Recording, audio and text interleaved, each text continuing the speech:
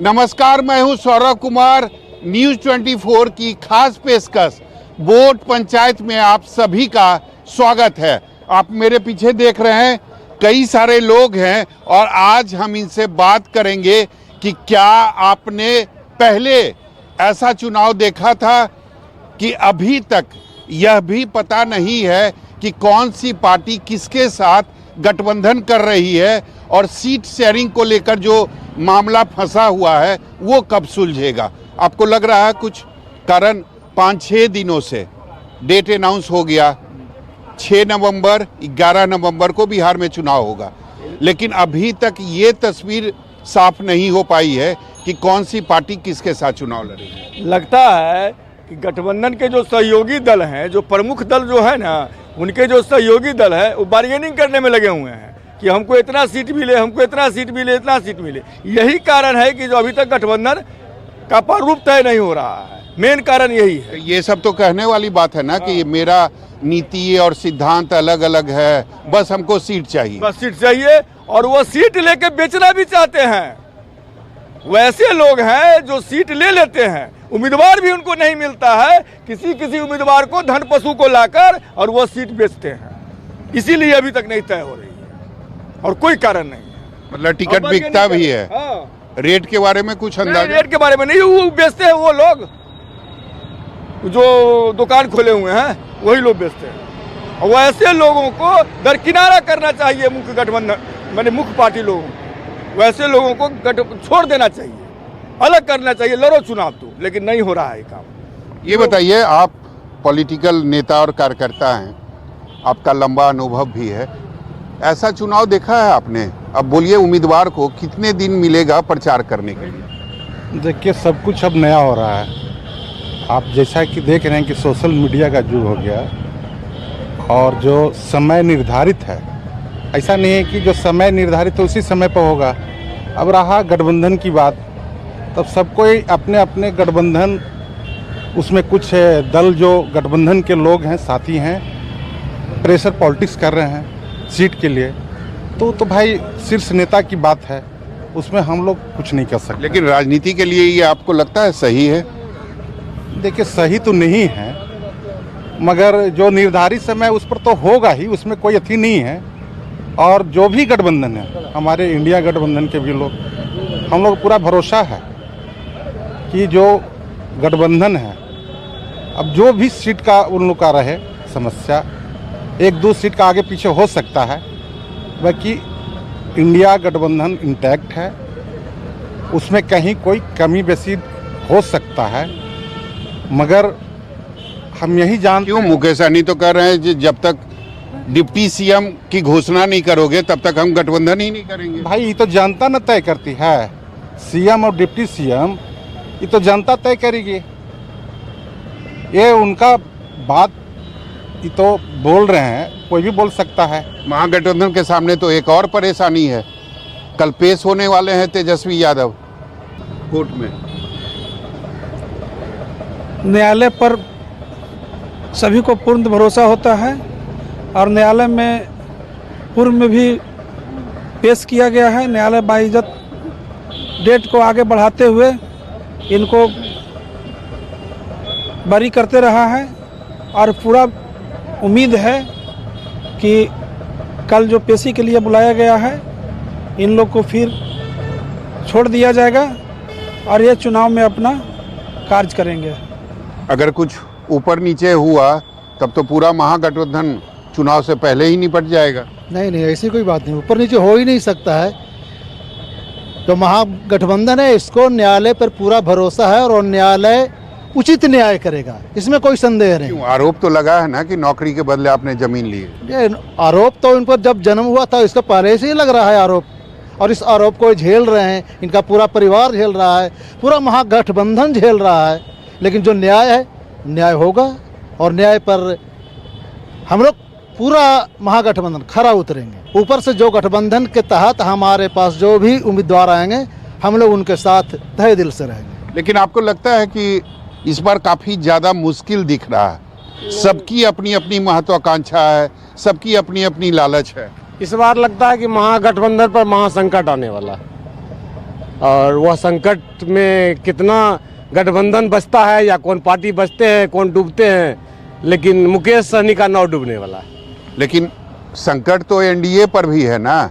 चिराग पासवान, जीतन राम मांझी, उपेंद्र कुशवाहा, सब लोग नाराज हैं। सब है गठबंधन, कोई गठबंधन में अभी तक कोई तय नहीं हुआ है कि गठबंधन टूटेगा कि पार्टी टूटेगा, गठबंधन डूबेगा या पार्टी डूबेगा। लेकिन पार्टी मजबूत है एनडीए, उसमें चिराग जी का थोड़ा सा चला था, लेकिन अब नहीं चलेगा। चिराग जी को लड़ना होगा तो 243 पर लड़ेंगे, उसके लिए उनको आज़ादी है। भाजपा जदयू में सीट बंटवारा हो गया है। लेकिन एक बात बताइए, अगर चिराग पासवान 243 सीट पर लड़ेंगे तो खेल तो वही होगा 2020 वाला। 2020 वाला ही खेल होगा। एक दो सीट जीतेंगे वो और आराम करेंगे। और नीतीश कुमार जी का जैसे खेला बिगाड़े थे, वैसे अगर भाजपा का भी खेला बिगाड़े तो नुकसान तो एनडीए को होगा। नुकसान होगा तो उसके लिए जिम्मेवार महागठबंधन नहीं ना है, अपने आप जिम्मेवार है ना। आपको नहीं लगता कि इस बार जनता के सामने बहुत ज़्यादा कन्फ्यूजन है? अभी तक उनको ये नहीं पता है जनता को कि उसका उम्मीदवार कौन होगा। कोई कन्फ्यूजन नहीं है, सब माइंड सेटअप हो गया है। इस बार तेजस्वी जी का जनता में मन बना लिया है कि इस बार हम लोग महागठबंधन से या पूरे बिहार से इनको कम से कम 160 से 65 सीट दे कर। जनता ने मन बना लिया है तेजस्वी सर? नहीं, जनता तो मन बना लिया है फिर से नीतीश कुमार, एकदम परफेक्ट। 25 से 30 फिर से नीतीश। 25 से 30 तेजस्वी सरकार। युवा जितने बेरोजगार हैं या जितने भी नौकरी की चाहत में हैं या किसी के बाल बच्चे की चाहत है कि नहीं भाई मेरा भी बाल बच्चा का रोजगार मिल जाए, नौकरी मिल जाए, सब तेजस्वी जी के साथ। मतलब नौकरी चाहिए तो तेजस्वी यादव या नीतीश कुमार? नीतीश कुमार ने कर दिखाया है कि बिहार जो 15 साल 2005 से पहले का बिहार और अब का बिहार, ये बिहार की जनता भी जानती है कि फिर से वो जंगल राज, वो काला दौर, वो काला दिया बिहार की जनता लाना नहीं चाहती है। दूसरा बात आपने 12 उठाया था, कभी तक हमको उम्मीदवार नहीं मालूम है। जनता बिहार का जो है उम्मीदवार है नीतीश कुमार। नरेंद्र मोदी के चेहरा को देखकर जो भी उम्मीदवार होगा उनको वोट देने का काम करेगा। 2020 वाला खेल कर सकते हैं चिराग पासवान? कुछ नहीं, जनता इंटैक्ट है। नरेंद्र मोदी नीतीश कुमार विकास पर वोट देने वाला है, वो कुछ नहीं होने वाला। और जनता इंटैक्ट है, लेकिन जो सहयोगी पार्टी है वो तो नाराज है। कोई नाराज नहीं है, सबको ये होता है गठबंधन की राजनीति में, जब गठबंधन का दौर चलता है, रुठना मनाना, सीट का बार्गेनिंग करना, ये सब चलता है, लेकिन अंत में ऑल इज वेल होता है। आपने भी देखा होगा कि बार बार नित्यानंद राय चिराग जी बार बार प्रेस को कहें all is well, all is well, all is well ही रहेगा। लगता है महागठबंधन में ऑल इज वेल है। समझ में आ रहा है चल क्या रहा है, ये समझ में आ रहा है आम जनता को? नहीं समझ में आ रहा है। कैसे चुनाव होगा, कैसे आप लोग वोट? मान लीजिए 2-3 दिन बचा है नॉमिनेशन का डेट, अभी तक मान लीजिए कौन कैंडिडेट किस क्षेत्र से होंगे इसका पता नहीं चला है। तो फिर चुनाव प्रचार कैसे होगा? मात्र 10 से 15 दिन मिलेगा, कैसे पूरा विधानसभा क्षेत्र का जनता जो है सो मान लीजिए विकास पर वोट करेंगे, जो विकास करेंगे उस पर वोट होगा। तेजस्वी यादव सरकारी नौकरी को वादा कर रहे हैं। अब देखिए वादा तो कर रहे हैं ना, तो मान लीजिए 2005 से पहले उनके पिताजी मान लीजिए सरकार में थे 15 साल, तो उस समय कहाँ विकास हुआ। मान लीजिए नीतीश जी के साथ मान लीजिए तेजस्वी जी थे इधर, तो मान लीजिए शिक्षक नियोजन हुआ, तो मान लीजिए उसके बाद मुख्यमंत्री जी रोक देते उसको, तब ना उसका मान लीजिए फायदा उसको उठा पाते। सो बात तो नहीं है, अभी तो नीतीश जी का चल रहा है। इस बात में दम लगता है आपको कि हर उस घर को एक सरकारी नौकरी देंगे जिस घर में सरकारी नौकरी नहीं है? सरकार चाहे तो कुछ भी कर सकती है। नहीं, तेजस्वी यादव कर रहे हैं, वो अभी विपक्ष में बैठे हुए हैं। जब सरकार बनेगी तेजस्वी जी की, तेजस्वी जी ने जो कल्पना किया है अपने मन में, उसको धरातल पर उतारने का काम करेगा उसको। नीतीश कुमार तो कह रहे हैं कि मेरी सरकार बनेगी तो 5 साल के अंदर 1 करोड़ युवाओं को रोजगार और नौकरी देंगे। इस शासन व्यवस्था में नरेंद्र मोदी और नीतीश कुमार से निरंकारी कोई सरकार हुई नहीं।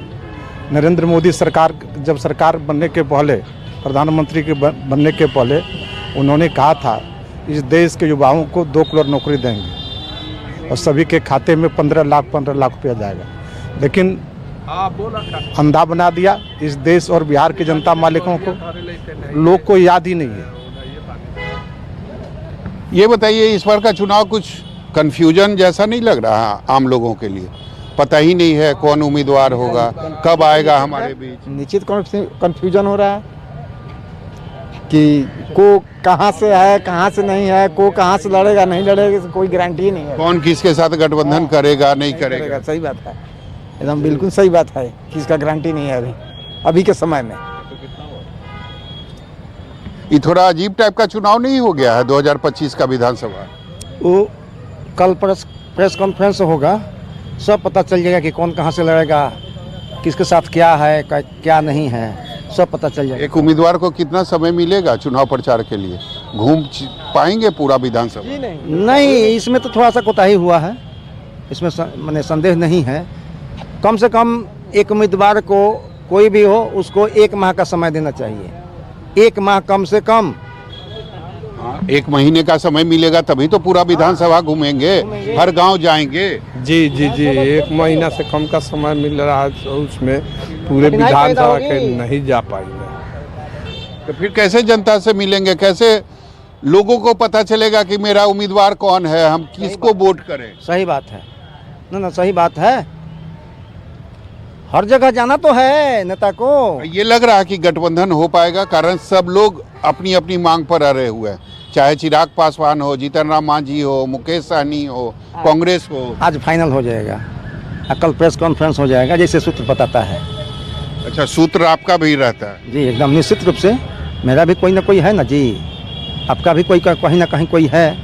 नहीं, मीडिया का तो सूत्र रहता है, जनता का भी सूत्र रहता है। ये हम आपसे बात कर लिए और बातचीत हो गई, अब पता चल गया तो बाकी रह गए हम। ये दोनों का गठबंधन का हो जाएगा कल क्लियर या एक का होगा? नहीं, सबका हो जाएगा निश्चित रूप से, कल प्रेस कॉन्फ्रेंस करने के बाद सार्वजनिक कर दिया जाएगा। ये आपका सूत्र बता रहा है? बस यही बात है। सर ये बताइए, अभी तक आज तक ऐसा चुनाव आपने देखा है कैंडिडेट का ही नहीं पता है, गठबंधन का नहीं पता है, किसके साथ कौन गठबंधन करेगा, कौन चुनाव लड़ेगा?